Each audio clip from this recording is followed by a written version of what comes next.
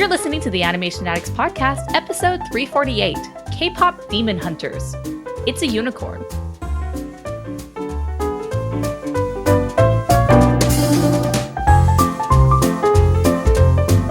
Welcome to the Animation Addicts Podcast with the Rotoscopers, the number one place to get your animation fix with animation addicts just like you. Each episode, we dive into the wonderful world of animation featuring Disney, DreamWorks, Pixar, and everything in between. From hilarious discussions and movie reviews to interviews with industry insiders, this show's mission is to brighten your day through our love of animation. So hop on your nerdy couch, grab some snacks, and get ready to hang out with your animation besties because it's time to dive into today's episode. Hey there, Animation Addicts. I'm your host, Morgan Stradling. And I'm Chelsea Robson. We are back after a fun-filled summer, a busy summer for all of us. We've kind of been taking longer breaks than not expected. We weren't expected to take any breaks, but here we are, and we are back. Chelsea has been very busy. Yes, I have. If you did not catch us last time, I went back to school to finish my bachelor's. And so, yeah, I've been doing that. And I have one more semester, so I will be done after this year. So that'll be grand. Woohoo! It's a good feeling. So she's taken summer school classes, trying to look at me. Look at her. Look at her doing that, all grown up and safe in China. So we have, as a result of not having, our last episode was Elio, which came out in June. But there was also another movie that came out in June, and it either slipped under the radar for some people or it made a big splash, and we'll talk about that. So that is why we are going to be talking about K-Pop Demon Hunters.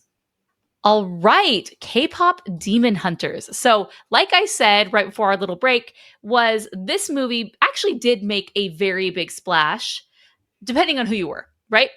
Because it was released on Netflix. So, okay, let me just get all this out of the way and we'll talk about it. Okay. Release date, June 20th, 2025. So nearly 2 months ago by the time this podcast is coming out. Production studio, Sony Pictures Animation. Distributor, Netflix. The directors were Maggie Kang and Chris Applehands. The screenwriter was also Maggie Kang and Chris Applehands, and Danya Jimenez and Hanya. I got all these different cultures and languages, so I keep switching back and forth. Hannah, that's just a normal name. Hannah McMahon. No, just kidding. Oh, McMahon. Oh, I can't. McMecken, I think. Oh, okay. Neither of us are getting this We're right, going with Korean, and then we go to an English name, and then we go to a Spanish name, and then we're going back. It's just throwing me for a loop. And the Irish. Yes, exactly. Composer, Marcelo Zarvos. Budget, who knows? And box office, who knows? So here we go. Now, the reason we don't know those things is because this is released exclusively on Netflix. And so as a result, it hasn't come to the box office. It's the Netflix model. And the Netflix model is the Netflix model. And they are very set that they don't release to theaters, except for a few occasions, when they need to do a set number of screenings in order to qualify for the Oscars. And we will talk about some other things later. But any thoughts on this before we get started? The first interaction or even mention of this that I saw was you sending me a video of a girl who was just going off about how much she loved it. And I was like, oh, that's interesting. Mm-hmm. And then the next day, I normally, I don't watch a lot of TV at all or like movies or anything right now. And that's really unfortunate, but it is just how the game is played at the moment. Well, it's also the millennial way. I think if you talk to a lot of millennials, they don't watch a lot of TV maybe compared to someone our age in the 90s. So it's cool. Right. But even streaming right now, like I don't have Instagram. I don't have anything. Like all of my things I've just kind of put on pause while I finish this stuff because otherwise I have no self discipline and I would just be like, oh, let's doom scroll for the 100th time. Anyway, so I got on Netflix for like the first time in a while, and obviously Netflix knows what I like, and this was screaming right at the front saying, watch me. But even then it was one of those that I was like, do I really want to watch that? I don't know. But I was like, all right, eventually when it gets closer to a time when we'll be able to record, that's what we're going to watch. And so last week I decided, okay, today's the day, and I watched it, and I was thoroughly impressed and enjoyed it.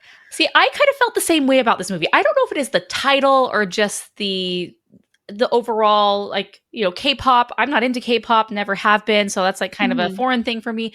It definitely feels more anime-esque, which I'm not against anime, but it's never my go-to. Maybe it's the title, like K-pop Demon Hunters. It's a funny title. It's just like, it's very descriptive of what it is, but it's kind of like a weird title that would throw you off, right? And so I was like, okay, I know all of my critic friends and other people are saying this is amazing, and I should watch it. I'm just not getting around to it yet. And so I finally did, and this movie is really, really interesting because it actually has grown and grown and grown. It has had the Titanic effect, as they call it, for releases. So most releases, in general, whether they're on, theatrically or on Netflix, but especially Netflix, is they have this big initial surge, the first 3 weeks. It's kind of like peaking week 2. And then it really goes downhill. And that's like, I saw a graph of that where it was showing for the past, 5 or so years, big movies, they all follow this trajectory, like nearly identical. It's a big slide. Yes. It goes up and then down. So you're really banking on a short-term surge of enthusiasm from your subscribers, right? But this one is having the opposite effect, where it actually started very low. I think obviously because it was very niche, and I don't remember like a ton of promotion for this. I get the PR emails from Netflix and whatnot, but like I get all of those for everything, and so they kind of just like blend into another.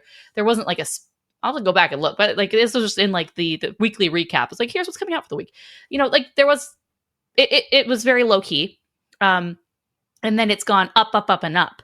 And it hasn't quite reached the level of like the peak of some of these other films. If I find this link, I'll include it in the show notes because you kind of look visually at what we're talking about. But so it, like, the week 2 peak for most movies here in week, I don't even know what week it would be, maybe 6 at this point since it's come out. It hasn't reached that, but it's climbing towards that. So cumulatively, if you're adding all of the weeks, it's done phenomenally well. And it's probably going to continue to do that. And so, yes, this is a unicorn, because you remember Titanic, and people would go back and watch it again and again and again. And that's kind of the reason why the Titanic effect, and it had such this long running box office, is because people saw it, they loved it. More people saw it and loved it. More people saw it, and the original people saw it, and like people would go back. I remember hearing stories on the news, like old school news. They want to go back and bring their friends. They'd see it like 8 times. And when I was watching different videos and discussions about this, like normal people, like a guy who has no interest in any of this was like, I've watched it 3 times, and it's someone like that. I feel a lot of people have gone back and rewatched it. And I felt the same way. It has been a long time since I've watched a movie where I'm like, I need to see that again. And so we watched this, and this wasn't a movie that like left you thinking, philosophically about, but it was like, wow, that was really cool. I want to see it again.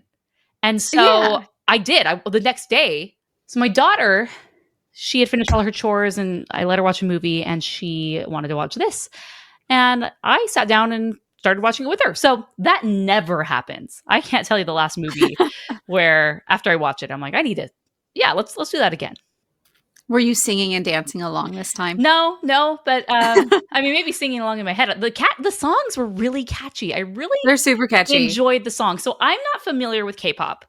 I know, like, basically my extent of K-pop. I know it's a huge thing in Korea. I know that it is this huge industry where you basically are raised from a young level to join these K-pop groups, like as children. Like you just go into the machine and hope that you make it from there. So I know that there's tons of these groups, but the only one I really know is BTS, but I don't even know any of their songs. I just know that they are big. There was a period of time where like you couldn't go on Twitter without like somehow BTS stuff being shoved in your face. So that's so I will ask. So is rap a part of K-pop typically? I think rap or speech within song is not necessarily out of the question for any genre these days. There's bro country, there's all these different, like there a lot of different genres are trying to weave it in there here and there. I don't know. I don't like it. I will just say I am like so old school. I'm like, why do we need this? Like The songs that didn't have it, loved, like, perfection. And the ones that did have it, I was like, okay, they're fine. Like, I get it. Like, they're fun. I'm like, really? Does like rap have to be in everything? Or like, as you say, the fast talking like parts of the songs. But that's cool. That's like Morgan's totally nitpick thing. But I'm just like, so I was trying to research. I was like, is this a normal thing in K-pop? Because in my mind, when I think of K-pop, as someone who knows nothing about it, I thought it was definitely just like more poppy bubblegum sort of stuff. Yeah. To be completely honest, I am not too far ahead of yourself on the K-pop genre. In fact, when in 2022, when BTS was hitting huge, I was working for the Grammys, and it was at what was the Staples Center, now the Crypto.com Arena, and we were just out there at the front, like waiting for people, the stars to come in and go through the red carpet. And all of a sudden, like everybody, you'll have like polite clapter of like this audience that they like shove people in as onlookers. For most people, they'd be like, "Oh yay," But then the moment BTS showed up, it was like everything just erupted, and I was like, what is happening? And I told my niece, who I knew was a big fan, I told her, I was like, I need you to like put together a PowerPoint or something, like explain this whole thing to me, because I am so out of the loop when it comes to K-pop. So name dropping there, I did see them at least 3 times in person in passing backstage. So I've never actually heard them sing. I just saw them. So yeah, when I was researching this, they were talking about how the target demographic for this was K-pop fans, which I thought was interesting because that's like pretty niche in the grand scheme of things, but very large. Yeah. So let's talk about Sony Pictures Animation. So Sony Pictures Animation goes and does this, and they have really created a name for themselves and changed who they are, I think, compared to what we are maybe used to seeing from them.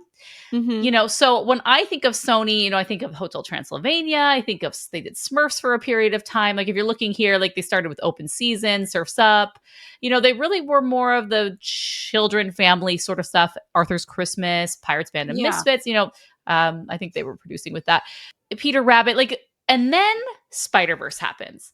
And when Spider-Verse happens, they had completely, because Sony obviously has the rights. It wasn't Marvel sold those off in the 90s a long time ago. And so Sony has always had these Spider-Man rights. And so a long time ago, they announced they were going to do this animated Spider-Man movie. And I was like, I remember hearing that. I was like, that's going to be weird. It turned out it wasn't. It was amazing. It was awesome. It was different. They really pushed the boundaries with a lot of things. And then ever since then, they kind of slowly started to morph and change who they were as a studio. They had Angry Birds 2. And then in 2021, The Mitchells versus the Machines, which was more of a niche film, but still did really well. Now that one was on Netflix. Wish Dragon, one of the directors was the director of Wish Dragon. Vivo, Hotel Transylvania, and then the next Spider-Verse. So that one was released back in theaters, and now K-pop Demon Hunter. So a lot more of their films actually have been going to Netflix versus traditional. And so they've kind of found a little sweet spot that seems to be working for them. And this was one of those ones. So I just thought that was really interesting because Sony, in my mind, is like old. There's like old school Sony, like pre Spider-Verse, and then there's what it's changed and morphed into. And they're really creative and they're really doing interesting things with their films. We'll have to go back and maybe watch like Wish Dragon, Vivo, and Mitchells versus the Machines. Maybe that'll be our next series that we do, because we need to dip our toes back into Sony. Yeah, I agree. So with this plot, it's interesting. So I looked up what the plot says, so I'm going to read it. It says, in the movie K-pop Demon Hunters, the Han Moon is a magical barrier created by demon hunters to protect the human world from demons. It is maintained by the spiritual energy derived from the music and the songs of K-pop artists and their fans.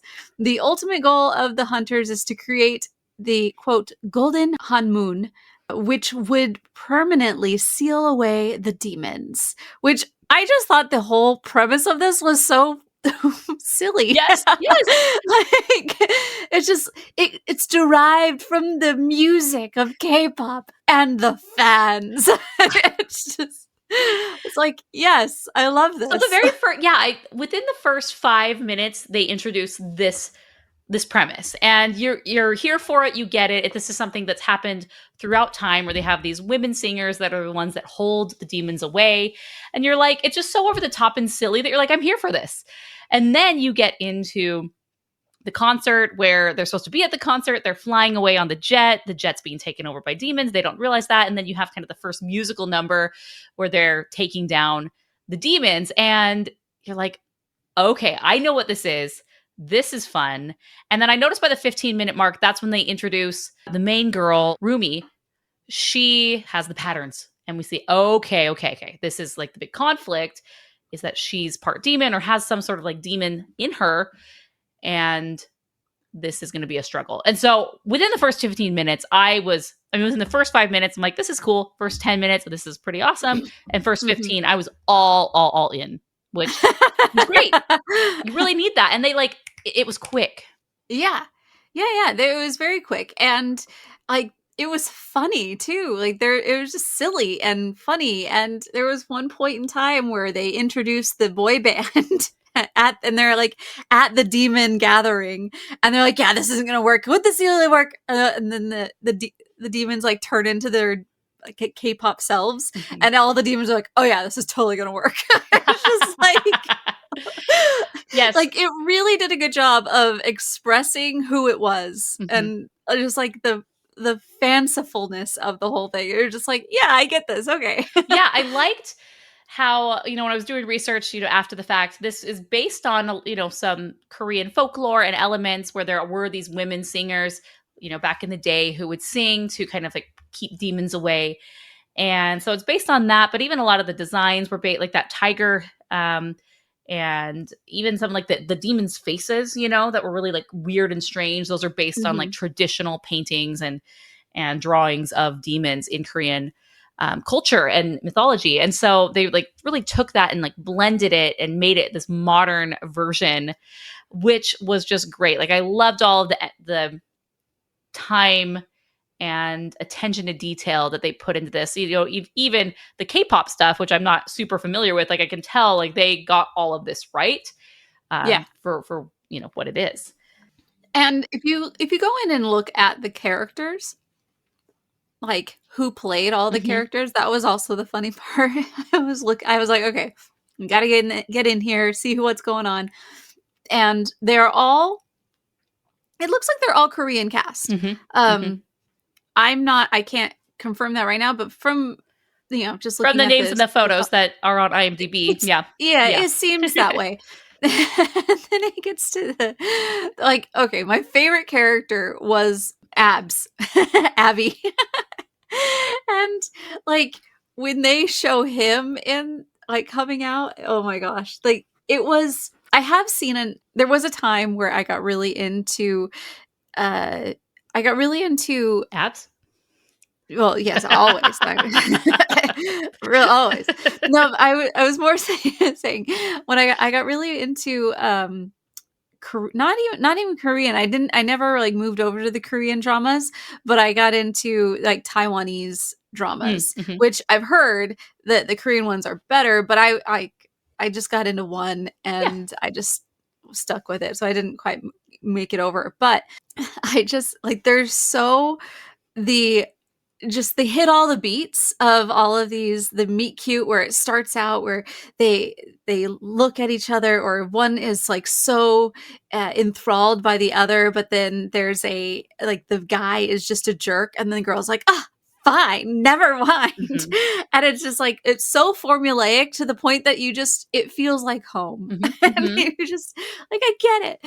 But there's all of the cast they all look like pretty fit and pretty like whatever. And then you have Abby, who's like a guy that I don't want to like call him out, but I'm you mean the voice actor.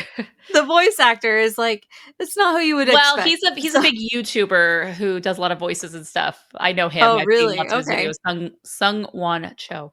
I loved the three main characters of this: Rumi, Zoe, and Mira. I thought they were perfect. They were great. I loved how they were different heights, and they had different hairstyles, which really distinguished them. They had different hairstyles and hair colors.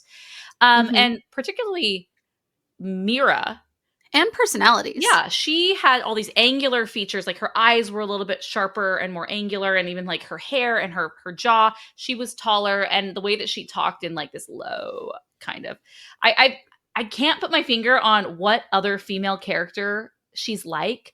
I don't know if it's Toph from Avatar: The Last Airbender, or I don't know who it is, but she's reminiscent of someone. And if you know who I'm talking about, and throw it in the show notes, rotoscopers.com/348. But I loved her. I thought she was great. And then Ruby was great and Zoe was great. They played off each other really well. You believe that these girls are friends, that they're in this together. And yeah. Yeah. All the characterization of each one, it was just like very well done. One thing I liked about this movie was it was very simple. Like they don't try to over explain things like, well, here's why the bad guy is a big ball of fire. And here's like they give you the basic history of like, hey, there's demons and they've been around. This is how you stop them. You know, you have this magical thing that stops them. And you just accept it. And I liked the simplicity of this movie. It just allowed, that they just pull their weapons out of nowhere. Like, great, that's cool. I love it. There's just a lot of like really simple elements that you just accept, and it worked really, really well. I don't know why this worked in this movie versus others, but maybe because they like didn't take themselves too seriously. So it's like, this is the movie, this is the world, just go with it. And you do go with it because it's so like crazy at times. You're just like, okay, this is the ride that we're on.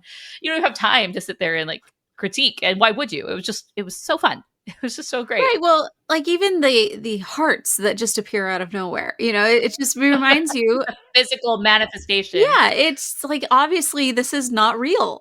Like this is you are able to suspend your disbelief to an extent that I no longer have to critique everything because like I would be critiquing everything. Like that's not what this is. So with that, you're allowing yourself to just accept it as it is and just have fun with it. Yeah. And the girls themselves, they're pretty serious and normal at times, but then they go way over the top. They become the chibi versions of themselves and like crying popcorn out of their eyes and like very like pushing the anime style a little more. It's just really silly and it was great. So yeah, one thing I did think as I was watching this was like, man, I really wish we had about 15, 20 more minutes, because it's really quick and really, because it's simple, and it just presents the story as it is, and then it wraps it up. And I'm like, man, like for the main Saja boy, Genu, I like there's like a romance there, which I loved. Hello, it's been so long. 84 years since we had like an actual just 84 years since we had, speaking of the Titanic reference, right? Right. We had really any sort of like relationship or like romance or anything in like an animated film. Like maybe obviously there's probably been some, like plenty in the past year or so, but it feels, especially if you're just like more on the Disney side, Disney Pixar, it's like, wow, there's been such a drought. No one's allowed to have a boyfriend anymore. And so they have this really interesting dynamic, with her being, he knows her secret and he wants to learn more because he clearly doesn't want to be a demon. And then she's curious about him, and it kind of like turns in this thing. I did feel we needed more time with that. Like I wanted a little bit more from that romance, a little bit more scenes with them together, maybe a little bit more interaction, maybe like a potential kiss. I don't know. And it's just like, we were so close. And I don't know. They didn't even really end up together. No, not at all. Like it's like there's hints of something, but it's not anything. It's not everything I would have wanted. It's like, oh, dang it. Like go all the way. I want wedding bells, dang it. This is like when you're playing, Tears of the Kingdom or Breath of the Wild, which is the newer Zelda games. It's like very obviously hinted at that Zelda and Link have this like relationship chemistry, like something's happening, and there's like letters to each other back and forth, and like it's very obvious but not obvious, and you're like, just kiss already, come on. And so they never are going to do it, and we don't really get that here. But I feel like because of how successful this film has been and how it's just taken over the world, I think we already know that, from different articles and whatnot, they're looking at like a stage musical and a sequel and a TV series. Like, we'll see what pans out from all of those things. For sure, I think a sequel is going to happen. Why would you not? But they got to find a way to bring him back. He's so good. Yeah. You just leave it on that. Like, I thought his little sacrifice, like, it was needed and made sense, but still disappointing. I'm like, dang it, there wasn't another way. He could be transformed back. Like, she already has a soul. Why does she need his? Like, his soul has replaced hers now. But what happened to her original soul? Like fine. He needs it back. He just needed the extra soul. You just needed the soul always with cleansed. her. Cleanse the soul, and you're good. Yeah, now they go to a witch doctor and have it separated Not again. one that's going to sell you grape juice, but yeah.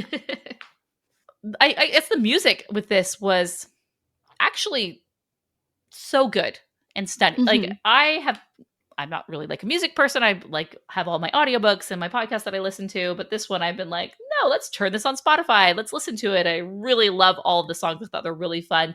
It's just such a silly premise. Like, we're gonna have a demon boy band that's gonna compete against you guys, and like they have their songs. Soda Pop, like that's been stuck in my. I woke up singing Soda Pop this morning. Like, okay. It's just I listened to the album prior to watching the movie, and it wasn't as catchy like the very first time, but then after you watch it in the movie, then you're like, oh yeah, give me more. And I think the two really do complement each other to the effect that you're actually like, I really like this song. I really like this whole thing, the whole vibe. I can picture Abby right there. With the soundtrack, so they did what I love that they do is they had different voice actors than singers. And so they brought in a lot of K-pop talent. And the main girl who was working on this, her name was EJ. And she, she had grown up in kind of like the system of the K-pop. She lived in America for a period of time and then, came back and she had this contract. But then by the time she like made her debut, it feels very like debutante ball or whatever, where you like make your debut into the public, or you're being in Pride and Prejudice time. So when you're, yes, yeah. It just didn't go well, and apparently, eventually, like she was just deemed too old, and so like K-pop wasn't going to happen. So she was brought on to write the music. So she ended up, transitioning and kind of doing songwriting. And pretty successful at that. So they brought her in for the music, and she did all the demo tracks, and they just loved her on the demo track that they cast her initially, even before they'd cast anyone else, as she was going to be the singing voice for Rumi. Good for her. Yeah, amazing. I mean, that's I think another thing that why this has kind of had a different life of its own is the music element. When you have a music element that you can hook you to a movie after the movie has passed, it brings this movie to life and makes you want to go back and watch the movie. I mean, I feel like the last film that we had anything like this, it is Encanto, where Encanto had kind of it debuted on Disney Plus because they decided they didn't want to put it in theaters. And then, or did they put it in theaters? No, they did put it in theaters. Yeah. Okay, that one was in theaters. It just didn't do that well until it hit Disney Plus. Yeah, that's what happened. Yeah. And then it exploded.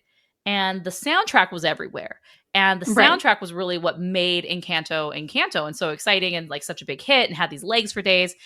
Obviously, you can go back to Frozen and how the soundtrack and the music was so important for that. I feel like this is Sony's version of that, where they have this soundtrack that just, it captivates the world or all of the listeners and the viewers, and they just like keep going back and wanting to listen to it. And but that's like the sweet spot for an animated film or just a movie in general. I think The Greatest Showman had this too. You have the musical component that's going to keep you hooked after the movie's over. It brings in more revenue that way. It gets you just like, people really love their music and resonate with music. So yeah, I thought this was like a unicorn, really. I mean, they have, like we said, the Titanic effect. We have this music aspect of it. That's just like this is like a once in every 5-10 year sort of film that has all of these elements. Yeah, I agree. It definitely has a feeling for that. And it's, speaking of the music and speaking of The Greatest Showman, it has been confirmed. Has it been confirmed that they're actually going to be doing a sing-along theatrical run of this? Yes, August 23rd and 24th. They are doing just like a short mini sing-along theatrical version. So that'll be great. Which, like, if there was any movie for it to be in theaters, this one was it, because it has, I mean, the music, it's on a different level when you hear it at an actual, like, a real stereo system, like, in a theater. Just having that, it's like when you see a concert film with all fans together. Like, I feel like people are really invested in this. Like, it feels like you're part of the audience at the Huntrix concert, But so they are doing that, which I think is really interesting for Netflix, because Netflix typically is not on board for stuff like that at all, unless they really have to. It's not unheard of. So I really want to know what happened behind the scenes with Sony. Like, okay, well, you have distribution rights for this, but maybe somewhere in the contract there was a little wiggle room where it's like, well, if we release a sing-along version, which won't be available, like, I don't know. I wish I were a fly on the wall. Well, I mean, I wonder even if they saved that as a thing in Netflix's contract. Did they say that if we decide we are capable of doing a sing-along version in theaters without you? Like, I don't know. It would be, I think that every musical should do that. Just in case. Oh yeah. I've read that, in filmmakers that are doing negotiations with Netflix, because Netflix is so anti-theater. That is not their model. They don't believe in it. They don't want to, they think it dilutes potential subscribers and views and whatnot.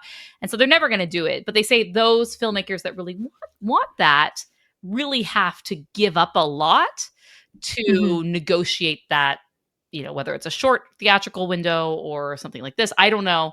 I hope that, they didn't lose too much and able to do this, or it's all speculation at the end of the day. But I'm excited for that. Like, because there's people on, friends and whatnot who are posting about this. And I'm like, this is not, like, most people, anime films are not their thing, let alone something that's very anime adjacent. And then, it's like, has all these things going against it for, like, the normal person, out there, just like everyday USA sort of person. And this one really broke all of the barriers. Like, I think it hit that niche audience initially and then started just expanding out until it's kind of like, it's hit really weird groups of people, like older people and like moms are, watching this because of their kids, but then the moms are more into it. It's just so interesting how this happens, and you can't predict it. You can't plan for it. It just happens. As a unicorn appears, and well, and then you look at cosplay happening. There's people on YouTube and TikTok and all the things, like, just showing off their cosplay of these characters, which is a whole other level of fandom. Yeah, really fun. So I liked nearly all the songs. They all have their own little moments. So Takedown, How It's Done, Soda Pop, Golden, Strategy, and Your Idol, Free, and then What It Sounds Like. So there's like tons of songs in here. It's just like jam-packed. I really loved all the action sequences that have music to them. Those were really fun. Now let's talk about the animation. So the animation is kind of like Spider-Verse style, but different. So Spider-Verse tried this, new, they take frames out or whatnot, and it had like a 2D aspect that they were trying to create. And part of me likes, but this one, they didn't want to have that 2D element at all. It's like, how do we get that, but in 3D? And sometimes it feels almost stop motion to me. I can't even explain what this is, but it's something. And it's really interesting. But then sometimes I'm like, this is kind of distracting. But then I love it. And then I don't love it. So I'm just in like a weird place with it. I think it's because like it's so, it's not like frames are missing, but it's like they go from pose to pose. And I can't even explain it. Like, it's so interesting. That's a very anime way, though. Like, I just think of watching Pokemon or Sailor Moon or something, and they have like these really big eyes, these really big expressions, all of the things that are just they just kind of like stop, and I don't know, it's not, I think they were just trying to differentiate themselves from like the normal American made movie. And so, Well, even if you looking at Into the Spider-Verse, they really tried to push a boundary on what was normal. Yeah, and to give And a comic I book think that's aesthetic. I Mhm. think that that's, something they're trying to do, which I really appreciate. They're getting away from the Oh, bean mouth. visually, Yay! it's great. I mean, I know I say, like, I don't know if I like it or not. It's just because it's so visually different, but thank goodness. It's just a breath of fresh air. We're trying something different here, and it's working. It's cool. I love the colors in this film. They have the Mhm. pastels, and all of the outfits were amazing. Like, they Yes. felt like real pop star outfits. I really loved their, for the golden song, they had the outfits already ready for it. It was this like military-esque type of Yeah. outfits, and I just perfect. And I've already seen people cosplaying and making those, and I'm like just blown away. Like people hand stitching, like had this like star floral thing on the shoulders, and they were able to make that beautifully. I love people like creative people. I love. It was I really know. fun how this movie's just really exploded, and visually it was so good to look at. Everything about it was unique and different and appealing, and not the same old, same old, same old. Yeah. Yeah, yeah. I felt like there's the animation for me worked, and Mhm. I felt like it was just an extension of the storytelling. Yeah.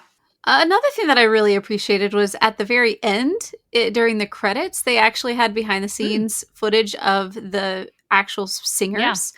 And I really appreciated that because you don't get as, they don't, they weren't going to get or at least going into this, they didn't think they were going to get some kind of music video Hmm. with them in it. So Hmm. it's just a nice for them to be able to be like, yeah, this is me doing it, Yeah. and we're having fun Yeah. doing this. Yeah. Man, oh, to be the person who is doing the singing voices for this. The Yeah, I don't know right? how royalties are nowadays, where most people are streaming and not buying. I want to Mhm. know. I'd be curious to know like how it kind of pans out compared to like old school royalties and whatnot. But either way, sure they're not complaining. I don't think so.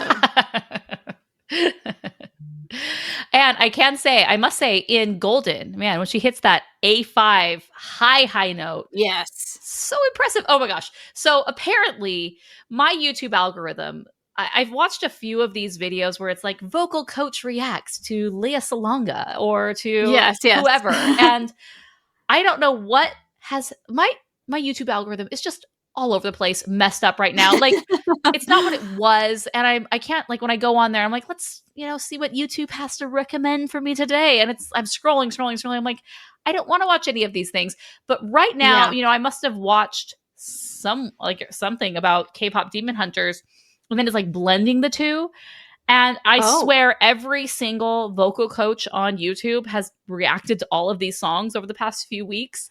And I Eh. didn't realize how many there were, but it appears to be thousands of vocal coaches. And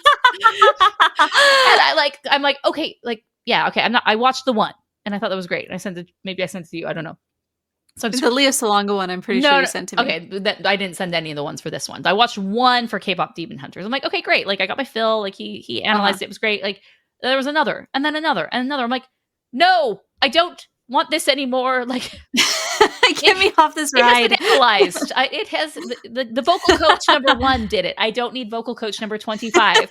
And so I just need to like actually hit like not interested, not interested. But I just was shocked. It was like, you must really like this because everyone likes K-pop Demon Hunters right now, and you indicated you kind of like this. So we're getting and so it's like, yes, Let's see how well this goes over. get me off this ride. I'm like, I want my other algorithm back. I don't know. I just feel like not just this, but in general, my YouTube. It's like there's nothing to watch. Like I don't know what's happened here. I'm not interested in anything YouTube has to That's provide happened me. to me too, which is really sad because I've had the same feeling. I feel like I hate my algorithm. Mhm. Like it's just you're not giving me anything that I want to participate in, and I don't care, And and it just makes me I know sad. in theory you could go to your subscribe tab and it's for all the people you subscribe to, and that's the way YouTube used to be. But Right. YouTube actually has gotten quite good at just like recommending random things out of your peripheral that Uh-huh. you are like, oh, that's cool. I'm into that, And so, yeah, you do go to your subscribe and like, oh, yeah, this person and whatnot. But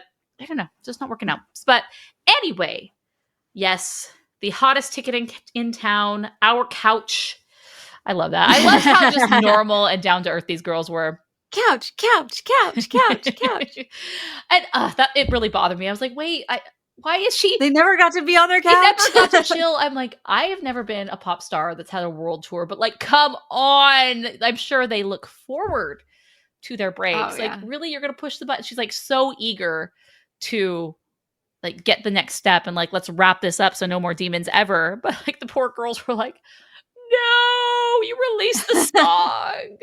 But I'm like, honestly, why would you do that? Why would you do that at nighttime? Why would you do it immediately after your concert? I mean, it doesn't even feel it'd be the right time at all, but it's clearly worked in. It's spun. It got the movie going, right? So yeah. But I'm like, can these girls get a break ever? Like maybe that's just gonna be an ongoing gag. They like all they want to do is rest and they never can rest. Although I did notice that they're able to like they walk around in public pretty low key, no problem. And I'm like, I don't feel that's realistic for any K-pop star, at least the rabidity of the fans that I've seen online. It seems like that would never happen. But hey, it's a cartoon. Don't worry about it. All right, what would you rate it? Oh, see, okay, I watched this about a week and a half ago, and so it has faded to the point where I'm like, I don't know. I think at the time I would have given this a 4. I think now it still has the watchability factor, replay factor, but maybe we'll just go with 4 because I think if I watched it again, I would probably be right back there. Yeah, I was initially gonna give it a 4.5, but then as I sat with it, I give it a 4. I really love so much about this. I love the aesthetic. I love the design. I love the characters. I love the music.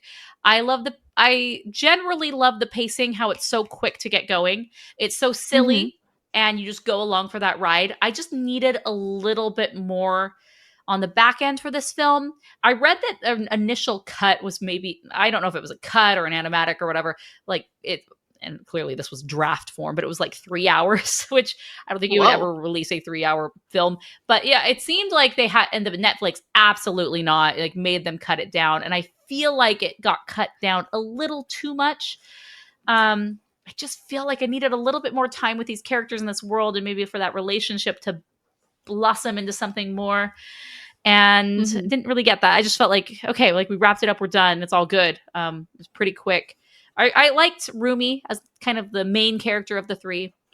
And her unique circumstance that she was have to overcome, and the enemies to lovers, as low key as it was, it never really turned into like a full. But like that was really fun. Where they like, this is the enemy. I shouldn't be talking to him, but like I need to, and it just it was great. I loved it. 4 stars. Awesome. So we want to know what you guys thought about this movie. Send us a voicemail. You can go to rotoscopers.com/voicemails. You have a little button. You can send us a little message there, or you can dial 406-646-6575 if you are in the United States. And, even if you just want to just record a voice note and send it to us, we get those too. So contact@rotoscopers.com. We'd love to hear from you about this movie and others. Anything else on our list, Morgan? No, I think, don't quote me on this, but I think we're going to be doing some nerdy couch discussions along the way, but I think maybe we should tackle some of these other more recent Sony Pictures Animation films. I think that would be fun to do. So stay tuned. We'll tap our toe into that. Yeah, I mean, there's always new releases that happen. So yes. So subscribe, share, leave us a 5-star review, and until next time, we are the Rotoscopers.